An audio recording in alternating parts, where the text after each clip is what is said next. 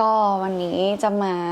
ตอบคำถามที่คนถามเยอะมากๆนะคะซึ่งก่อนหน้านี้ไม่พร้อมตอบเลยแต่ว่าตอนนี้ก็คิดว่าพูดถึงได้แล้วนะคะก็คือคำถามที่ทุกคนถามว่าเกิดอะไรขึ้นกับโกโก้นะคะภาพที่เฟิร์นเห็นมันแบบ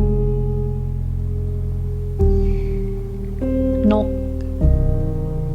ขาชีฟ้าคือภาพที่เห็นน่ะมันแบบพะงาบแล้วอะเขามองหน้าเฟิร์นอะเขาลืมตามองหน้าเฟิร์นแล้วก็แบบส่งเสียงแบบเล็กๆเบาๆแบบ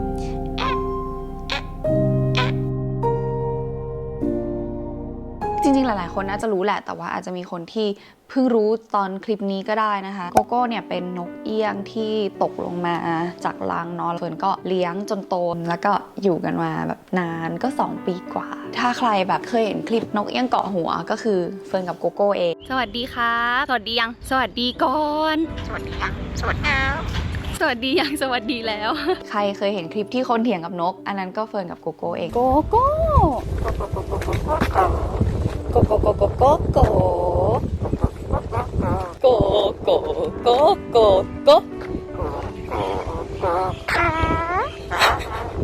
โก้พิเศษตรงไหนบ้างเฟิร์นไม่ได้รู้สึกว่าเขาเป็นนกอะค่ะเฟิร์นรู้สึกว่าเขาเป็นเหมือนแบบสมาชิกในบ้านคือตั้งแต่เด็กเฟิร์นก็ไม่ได้เลี้ยงเขาแบบนกด้วยนะ เฟิร์นแบบว่าเอามากกไว้กับตัวคอยแบบป้อนอาหารคือบางคนก็จะถามว่าเลี้ยงยังไงให้เชื่องแบบนี้เนาะเลี้ยงเขาเหมือนไม่ได้ใช่สัตว์เลี้ยงอะค่ะเลี้ยงเขาเหมือนเป็นสมาชิกในครอบครัวเขามีวีรกรรมอะไรที่แบบอยากเล่าไหมวีรกรรมที่อยากเล่าคือช่วงแบบแรกๆที่เขาบินได้อะแล้วมีอยู่วันหนึ่งเขาก็แบบบินไปจริงๆหุยวันนั้นแบบร้องไห้หนักมากเพราะว่าเรารู้สึกว่าเขายังเด็กอะจะแบบเป็นตายร้ายดียังไงอาจจะตกน้ำที่ไหนไหมที่บ้านเฟิร์นมันมีบ่อปลาอยู่แล้วเขาว่าเป็นนกที่ช่างสงสัยมากๆเคยแบบชะเง้อดูบ่อปลาแล้วก็ตกลงไปเลยอะไรอย่างเงี้ย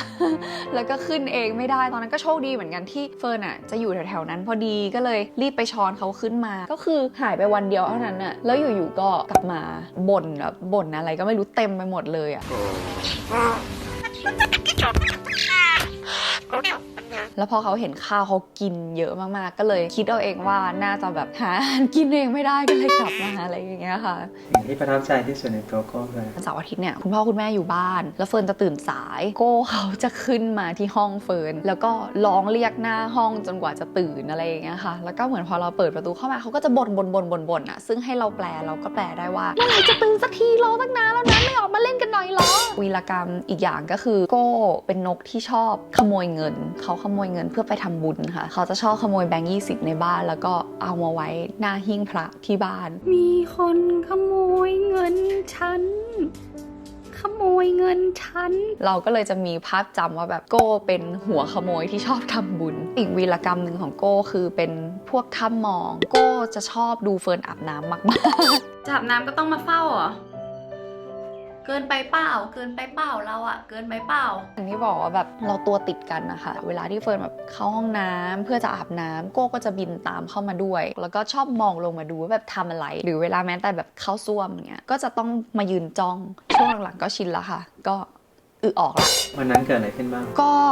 เป็นวันที่ปกติมากๆวันหนึ่งทุกเย็นเนี่ยเฟิร์นจะปล่อยโก้ออกจากกรงเดินเล่นด้วยกันเมื่อก่อนก็จะเดินรอบหมู่บ้านโก้ก็จะเกาะหัวมันก็จะเป็นภาพจำของคนในหมู่บ้านว่าแบบโก้เนี่ยจะอยู่บนหัวเฟิร์นอะไรอย่างเงี้ยค่ะหลังๆก็เริ่มอัพสกิลมาแบบปั่นจักรยานแล้วก็มีโก้เกาะหัวอันแรกๆโก้สนุกมากสักพักโก้ก็เริ่มไม่ชอบแล้วเพราะว่าเหนื่อยต้านลมไม่ได้เพราะว่าพอลมมาเขาก็ต้องแบบกางปีกสู้ลมไม่ไหวก็ต้องยอมบินพอบินแล้วก็เหมือนขี้เกียจก็คือคล้ายๆเหมือนแบบโก้ไปออกกำลังกายกันปั๊บเสร็จสักแป๊บแบบพอรอบนึงเราเริ่มเหนื่อยละก็เริ่มบินเข้าบ้านแล้วก็เรียกหรือไม่มาอีกเลยอะไรอย่างเงี้ยค่ะช่วงหลังก็เปลี่ยนมาเป็นเล่นเซิร์ฟสเก็ตให้โก้เกาะหัวก็เพิ่งจะประมาณแบบวันที่2วันที่3เองนะของการเล่นเซิร์ฟสเก็ตแล้ววันนั้นก็เป็นวันที่ปกติมากตอนก่อนออกจากบ้านแม่บอกว่าวันนี้โก้อารมณ์ดีจังเลยร้องเพลงแบบทั้งวันเลยโกโก้โกโก้อะไรของเขาอ่ะก็ไปเล่นเซิร์ฟสเก็ตในหมู่บ้านเนี่ยแหละปกติแล้วอ่ะโก้เขาก็จะอย่างที่บอกว่าอยู่แค่เฉพาะที่ที่เฟิร์นจะเห็นเขาได้หรือเขาจะเห็นเฟิร์นได้แล้ววันนั้นอ่ะมันก็เป็นแบบนั้นแหละตอนแรกแต่ว่าอยู่ๆค่ะเขาก็บินไปอีกบ้านหนึ่งเกาะอยู่บนรถเฟิร์นก็หันตามไปว่าแบบเฮ้ยโก้ไปไหนอะเหมือนแบบงอนหรือเปล่าเฟิร์นไม่สนใจหรอเลยงอนพอหันไปอะเราเจอแมวอยู่ตัวหนึ่งจ้องปกติแล้วอะค่ะบ้านเฟิร์นเนี่ยเลี้ยงนกกับแมวโก้น่าจะมีความที่รู้สึกว่าแบบแมวทุกตัวคือเพื่อนไม่มีใครดุพี่เสือใบไม่ดุนี่ขี่หลังยังได้เลยอะไรเงี้ยแอบจิกหางยังไม่ทำอะไรเลยเฟิร์นเห็นแมวจ้องโก้แล้วก็ ด้วยสัญชาตญาณของคนเป็นแม่มันก็แบบรีบวิ่งไปอะไรอย่างเงี้ยค่ะแล้วก็เห็นโก้บินหนีแต่แมวก็กระโจนเหมือนกันไม่เห็นอะไรอีกเลยวิ่งไปถึงหน้าบ้านนั่นแล้วอะแล้วก็แบบตะโกนเรียกโก้โก้ซึ่งตามปกติอะโก้จะรีบบินมาพอได้ยินเสียงเฟิร์นบินมาเกาะหัวแล้วก็ฟ้องบ่นฟ้องแบบแจ๊ดเรารู้เลยว่าแบบอ่ะมีคนแกล้งลูกเราแต่วันนั้นไม่มีเสียงกลับไม่มีเสียงตอบรับกลับมาเลยใจหนึ่งอะมันแป้วไปแล้วอะมันแบบเกิดอะไรขึ้นวะก็พยายามแบบคิดว่าสงสัยบินหนีไปไกลเกินมั้งแต่อะไรไม่รู้เหมือนกันที่ทำให้เราเดินออกจากหน้าบ้านหลังนั้นไม่ได้อะแล้วอะไรไม่รู้เหมือนกันที่อยู่ๆทำให้เรารู้สึกว่าเราต้องก้มดูใต้รถแล้วเฟิร์นก็ก้มดูใต้รถแล้วภาพที่เฟิร์นเห็นมันแบบนกขาชี้ฟ้าอยู่ใต้รถแล้วเฟิร์นแบบจำได้ว่าตะโกนคำว่าโก้ไว้ดังมากและสติแตกมากจนเจ้าของบ้านอ่ะเขาไปหยิบนกมาแล้วก็เหมือนจะยื่นให้เฟิร์นเข้าใจคำว่าเข่าซุดเลยอ่ะอยู่ๆมันก็ซุดลงไปกับพื้นแล้วก็แบบร้องเสียงดังมากๆเขายื่นนกให้แม่เฟิร์นแทนแล้วแม่เฟิร์นบอกว่าโก้ยังไม่ตายคือภาพที่เห็นอ่ะมันแบบพะงาบแล้วอ่ะแบบเขามองหน้าเฟิร์นอ่ะเขาลืมตามองหน้าเฟิร์นแล้วก็แบบส่งเสียงแบบเล็กๆเบาๆแบบอะไรอย่างเงี้ยแต่เขาไม่มีแผ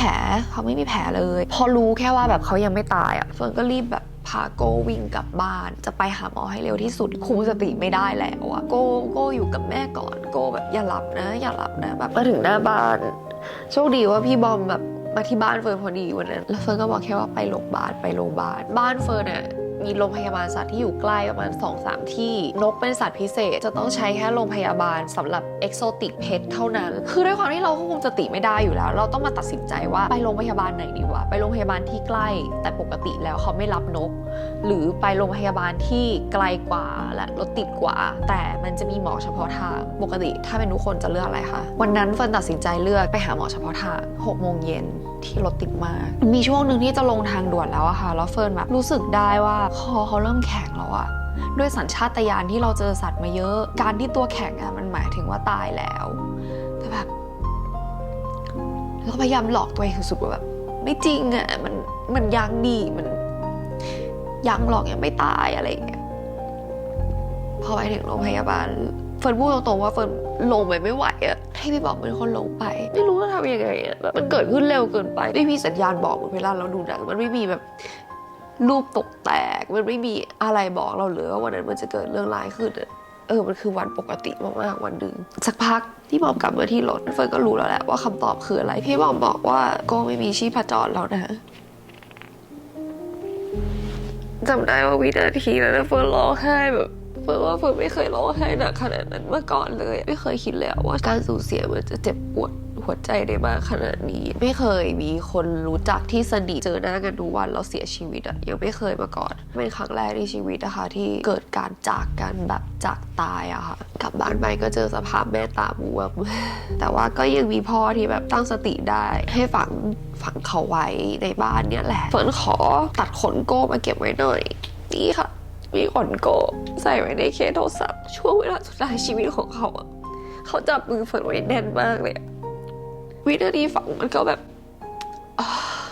มันก็อาจจะดีที่รู้ว่าเขายังอยู่ตรงเนี้ยในบ้านมันก็ยากที่จะทำใจอยู่ดีอะค่ะ หลังจากวันที่เกิดเรื่อง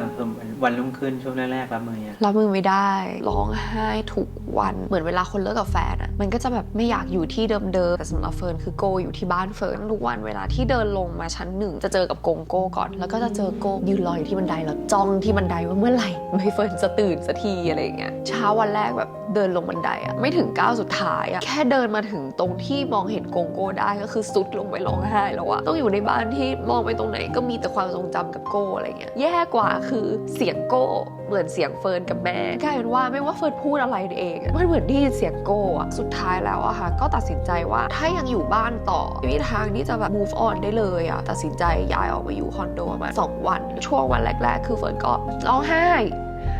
อย่างเดียวเลยแต่ว่าคือเหมือนถ้าอยู่ที่บ้านมัน มันก็จะพยายามแบบร้องได้ไม่เต็มที่ขนาดนั้นเพราะว่าส่วนหนึ่งเราก็ห่วงความรู้สึกแบบคนในครอบครัวเราด้วยเฟิร์นคิดว่าการร้องไห้มันช่วยได้ค่อนข้างเยอะมากค่ะเฟิร์นอยากบอกทุกคนว่าไม่ต้องรีบเข้มแข็งก็ได้ถ้ามันยังไม่เข้มแข็งอะมันอ่อนแอได้มันร้องไห้ได้แล้วแบบอยากให้ปล่อยออกมามันดีขึ้นจริงๆ ทำไงให้ตัวเองดีขึ้น เวลาค่ะ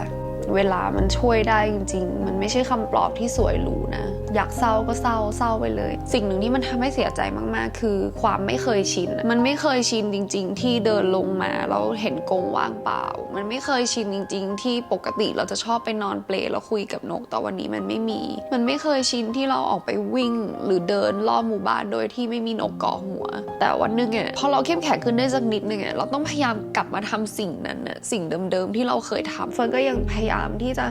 กลับมาเดินรอบหมู่บ้านโดยไม่มีโก้เฟิร์นก็พยายามที่จะไปนั่งเปลตัวเดิมจ้องมองกรงที่มันว่างเปล่าอะไรเงี้ยเพื่อสร้างความเคยชินใหม่ๆให้ความเคยชินใหม่ๆมันเกิดขึ้นแล้วความเคยชินใหม่ๆจะเกิดขึ้นได้ก็ต่อเมื่อเราต้องพยายามยอมรับสิ่งที่เกิดขึ้นแล้วก็เวลาเท่านั้นที่จะแบบช่วยได้อะไรอย่างเงี้ยค่ะอีกอย่างหนึ่งอ่ะสิ่งที่มันทำให้เฟิร์น move on จากความเสียใจได้ยากมากคือความรู้สึกผิดค่ะ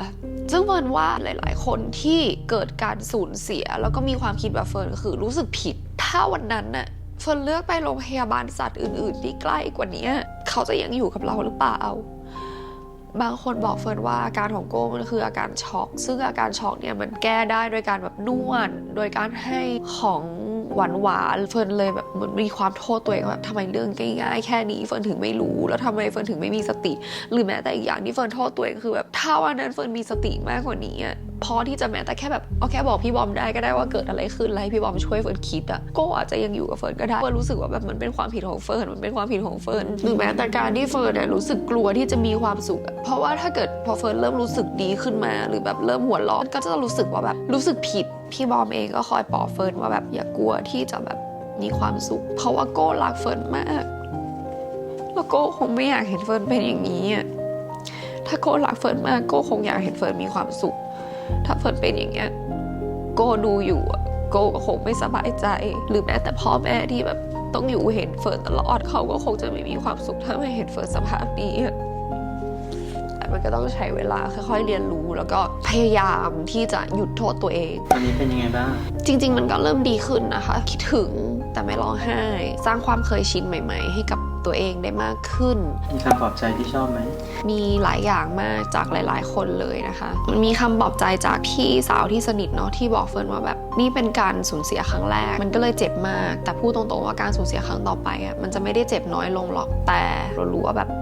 มันจะผ่านไปได้เหมือนกันแล้วทุกๆครั้งมันก็จะผ่านไปได้เหมือนครั้งแรกแล้วก็นี่เป็นคำปลอบละกันจากในแบบ Twitter หลายๆคนพยายามแบบบอกชื่อสัตว์เลี้ยงของตัวเองที่เสียไปแล้วกับเฟิร์นแล้วก็บอกว่าแบบมิกิบอกว่าพี่โก้มาอวดด้วยนะว่าเฟิร์นดูแลเขาดีมากเลยสัตว์เลี้ยงเราที่อยู่บนฟ้ามาบอกเรานะบอกว่าพี่โก้เขาบินเล่นข้างบนนั้นมีความสุขมากเลยอะไรเงี้ยมันก็ทำให้เรามองภาพความตายแบบแตกต่างออกไปจากที่เรารู้สึกว่าโก้ตายแล้วโก้ถูกฝังอยู่ใต้ดินอะไรเงี้ยกลายเป็นเราลองมองภาพโก้อยู่บนฟ้าบินเล่นอยู่กับเพื่อนอวดเพื่อนว่าแบบเฮ้ยฉันเคยมีแม่ที่แบบน่ารักมากเลยนะก็ทำให้เราแบบมีภาพความตายที่มันอาจจะไม่ได้เศร้าจนเกินไปอะไรเงี้ยรู้สึกว่าเขาก็ยังมีชีวิตอยู่แหละแต่แค่เปลี่ยนที่อยู่ไปแค่นั้นเองแล้วก็เฟิร์นอยากเลี้ยงสัตว์แต่พอเจอเหตุการณ์การเสียสัตว์เลี้ยงครั้งแรกในชีวิตไปเข็ดนิดนึงเหมือนกันเฟิร์นก็เลยถามพี่บอมว่าแบบพี่บอมคิดว่าเฟิร์นควรเลี้ยงสัตว์ไหมเขาบอกว่าถ้าเฟิร์นอยากเลี้ยงก็เลี้ยงเลยเราห้ามที่จะไม่ให้เกิดความสูญเสียไม่ได้เราทำได้แค่ต้องเรียนรู้แล้วก็ยอมรับมันตอนที่เขายังอยู่ก็ดูแล enjoy กับโมเมนต์ตอนนั้นแต่ถ้าวันหนึ่งมันถึงวาระที่เขาต้องไปเสียใจได้แต่เฟิร์นต้องเรียนรู้นะเนี่ยแหละมันก็จะเกิดเหตุการณ์แบบนี้ขึ้นการสูญเสียแล้ววันหนึ่งที่เฟิร์นมีลูกเฟิร์นก็จะต้องเจอกับเหตุการณ์การสูญเสียแล้วเฟิร์นก็จะต้องเป็นคนปลอบลูกให้ได้ให้ลูกผ่านไปเหมือนที่เฟิร์นผ่านไปได้อยากบอกอะไรคนดูบ้างอยากให้ทุกคนแบบรู้ว่าสติสำคัญมากแค่ไหนช่วงที่มันฉุกเฉินมากๆเฟิร์นคิดว่าสิ่งที่เฟิร์นพลาดเฟิร์นไม่มีสติเลยเฟิร์นคิดว่าการ manage จัดการอะไรหลายๆอย่างมันน่าจะดีกว่านี้เพราะฉะนั้นแบบอยากให้รู้ว่าในช่วงเวลาฉุกเฉินซึ่งก็ไม่รู้ว่าจะเกิดขึ้นเมื่อไหร่กับใครตอนไหนมันสำคัญมากๆถ้าเรามีสติค่ะคิดว่าหลายๆคนน่าจะเคยเจอหรือเคยผ่านค ความสูญเสียอะไรแบบนี้มาบ้างแล้ว หลายๆคนอาจจะทำใจได้แล้วหรือว่าคนที่ยังทำใจไม่ได้ก็น่าจะมีเฟิร์นอยากบอกว่าแบบเฟิร์นเป็นกำลังใจให้ถ้าอยากร้องไห้นะคะร้องออกมาเลยไม่ต้องกลัวว่าตัวเองจะอ่อนแอระบายมันออกมาแล้วก็ถ้าเกิดว่าใครเคยสูญเสียแล้วผ่านมันมาได้แล้วอาจจะคอมเมนต์เล่าให้เฟิร์นฟังหรือว่าคนอื่นที่แบบยังผ่านมันไปไม่ได้อย่างเงี้ยแบบได้อ่านว่าคุณผ่านมันไปได้ยังไงอะไรเงี้ยเป็นกำลังใจให้กันไปคอมเมนต์ให้กำลังใจเฟิร์นหรือให้กำลังใจคนที่กำลังสูญเสียอยู่ตอนนี้ก็ได้ถ้าตอนนี้โอเคขึ้นแล้วอยากบอกอะไรพี่โก้ ก็อยากบอกว่าขอบคุณมากๆสำหรับ2 ปีกว่าๆที่ผ่านมาที่แบบมาสร้างความสุขสร้างเสียงหัวเราะให้ไม่ใช่แค่เฟิร์นแต่แบบครอบครัวเฟิร์นแล้วก็คนที่ดูคนดูทุกคนเฟิร์นเชื่อว่าแบบมีหลายๆคนมากๆที่ยิ้มแล้วก็หัวเราะกับสิ่งที่โก้ทำเฟิร์นเชื่อว่าแบบการสร้างความสุขให้คนอ่ะมันเป็นแบบบุญกุศลโก้โชคดีมากๆที่เกิดมามีบุญกุศลได้สร้างเสียงหัวเราะให้คนถึงแม้ว่าจะเป็นแค่นกตัวหนึ่งก็ตามก็อยากให้บุญนั้นส่งให้แบบโก้มีความสุขแล้วก็ไปสู่ภพภูมิที่ดีไม่ต้องห่วงเฟิร์นจะผ่านมันไปให้ได้แล้วต่อให้แบบมีความสุขแต่โก้จะยังอยู่ในใจเฟิร์นเสมอโก้ก็คงจะอยากบอกว่าโก้อยากเห็นเฟิร์นมีความสุขเหมือนกันนะ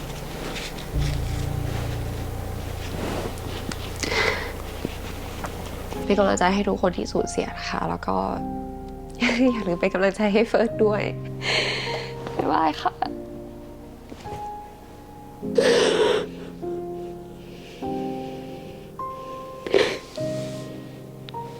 น้ำมูกเต็มเสื้อพี่เลยอะ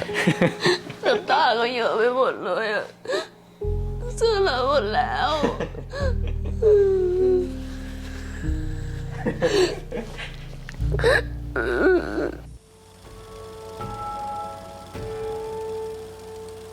When lights go out, you're in my mind. I close my eyes, so it's just you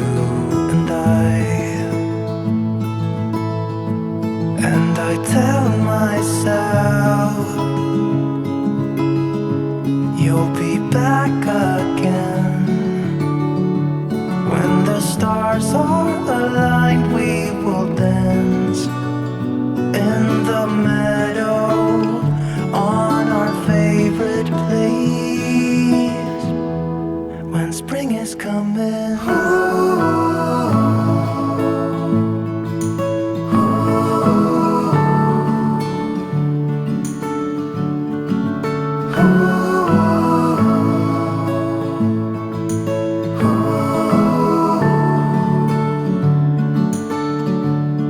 where are you now? I hope you're fine, but I won't lie, I still miss you so much. But I don't hold grudge. You had to go. I will save you a space for